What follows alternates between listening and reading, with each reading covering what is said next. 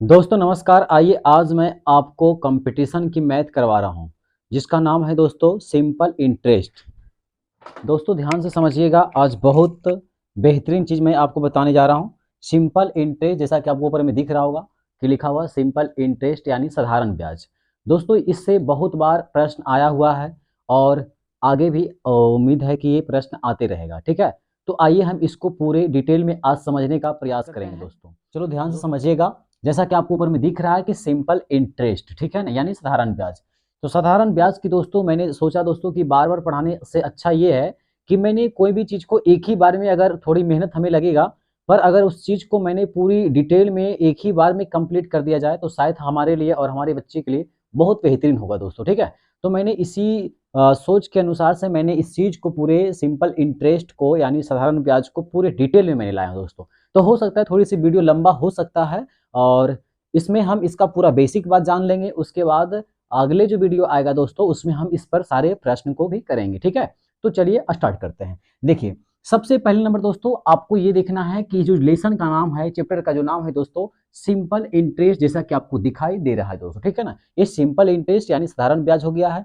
तो इसका जो है सिंपल इंटरेस्ट का पूरा मैंने पहले इंट्रोडक्शन, बात समझ गए, इंट्रोडक्शन मैंने आज इस वीडियो में मैंने आपको पूरा करवाऊंगा दोस्तों। ठीक है, देखिए सबसे पहले आता है दोस्तों आपको इसमें से क्या कि मूलधन। मूलधन को हम लोग अंग्रेजी में कहते हैं प्रिंसिपल। क्या कहते हैं भाई?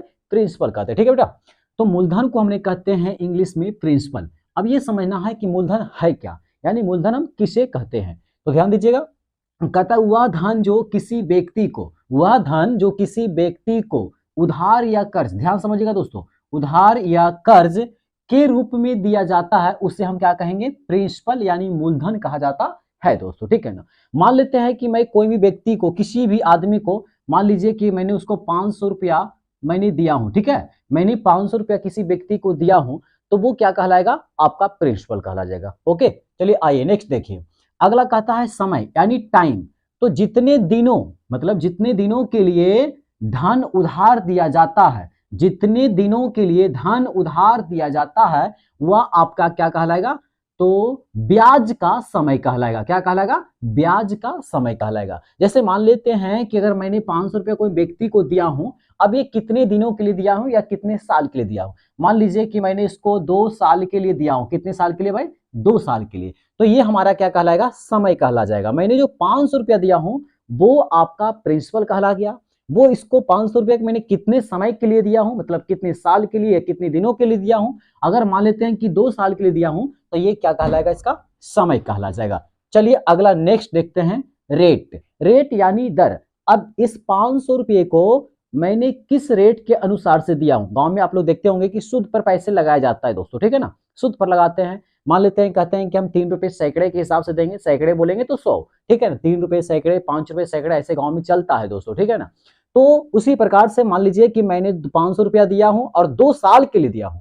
अब रेट जो इसका पूछा गया कितने रुपए के रेट से, तो अगर मान लेते हैं थोड़ा देर के लिए कि मैंने इस चीज को 3 रुपया प्रति, मतलब 3 रुपये की इसका रेट के मैंने अनुसार से दिया हूं। ठीक है ना, तो कहता जिस हिसाब से लगाए गए धन पर ब्याज, जिस हिसाब से लगाए गए धन पर ब्याज लिया जाता है उससे हम क्या कहते हैं? ब्याज का दर कहते हैं दोस्तों। क्या कहते हैं? ब्याज का दर कहते हैं। जिस हिसाब से लगाए गए धन पर ब्याज लिया जाता है उसे को हम लोग क्या कहते हैं? ब्याज का दर कहते हैं। मतलब किस अनुसार से दिया गया, कितने रुपए की दर से दिया गया, तो मैंने बोला 3 रुपए की दर से, हो सकता है 5 रुपए भी हो सकता है, मतलब जिसके अनुसार से आप देते हैं वो इसका क्या कहलाएगा?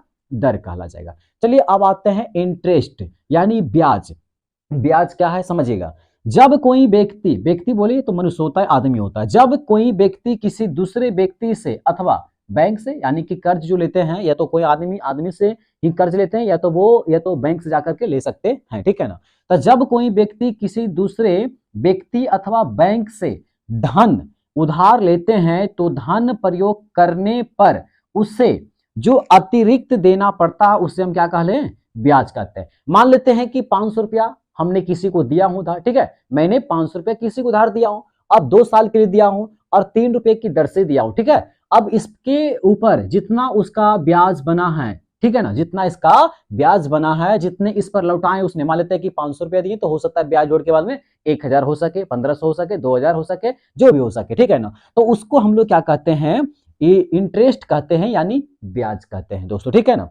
मतलब जो पैसे मैंने 500 रुपया उनको दिया हूं, इसको पैसे को वो कुछ भी करे, कोई भी सामान में यूज करे, कहीं भी यूज करे, अब इसका जो भी इंटरेस्ट बनेगा वो इस पैसे के साथ में इंटरेस्ट को जोड़ करके जो देते हैं उसी को हम लोग क्या कहते हैं, ब्याज कहा जाता है, यानी इंटरेस्ट कहते हैं। सिंपल इंटरेस्ट यानी साधारण ब्याज, सिंपल इंटरेस्ट यानी साधारण ब्याज, ठीक है। देखिए, जो ब्याज केवल मूलधन पर, सॉरी, जो ब्याज केवल मूलधन पर एक निश्चित समय के लिए ही, एक निश्चित समय यानी कि फिक्स टाइम दिया गया कि 2 साल के लिए या 3 साल के लिए, ठीक है ना, तो निश्चित समय के लिए ही दर पर लगाया जाता है, उसे हम क्या कहेंगे, सिंपल इंटरेस्ट यानी साधारण ब्याज कहते हैं। एक बार फिर से देखिएगा, कहता है कि जो ब्याज केवल मूलधन पर एक निश्चित समय के लिए एक ही दर पर लगाया जाता है उसे हम लोग साधारण ब्याज कहते हैं, यानी सिंपल इंटरेस्ट कहते हैं, ठीक है। चलिए लास्ट में एक पॉइंट क्या है, तो कहता मूलधन तथा ब्याज के, मूलधन तथा ब्याज के योग को ही मिश्रधन कहा जाता है। देखिए ना, साफ कह रहा है, मिश्रधन मतलब क्या होता है, मिश्र मतलब होता है मिला, धन मतलब पैसे, मतलब मिले हुए पैसे को हम लोग क्या कहते हैं, मिश्रधन कहते हैं। अब ये मिश्रधन कैसे समझेंगे, तो जो हमने 500 रुपये उनको दिया था, ठीक है, मान लेते हैं यहाँ पर आपको कि 500 मैंने उनको दिया था, अब इस पर जो उनका जो शुद्ध बना है, इंटरेस्ट बना है, यानी कि जो इंटरेस्ट आया है, ब्याज जो आया है, इसके अनुसार से मान लीजिए कि इनका इंटरेस्ट आ गया 300 रुपया, ठीक है, सपोज रेट मान लेते हैं कि मैंने 500 रुपया दिया हूं और 2 साल में इनका जो है इंटरेस्ट हो गया है 300 रुपये, मैं आपको केवल समझने के लिए बता रहा हूं, ठीक है ना। तो अभी हमें वापस कितना करेंगे, तो टोटल मिलाकर के बोल देते हैं 800 रुपया। तो ये हुआ क्या कि ये जो मूलधन आपका हुआ, ये मूलधन और ब्याज इन दोनों के योग को ही क्या कहते हैं, मिश्रधन कहा जाता है। तो उम्मीद करता हूं दोस्तों कि ये बात आपको समझ में आ गया होगा।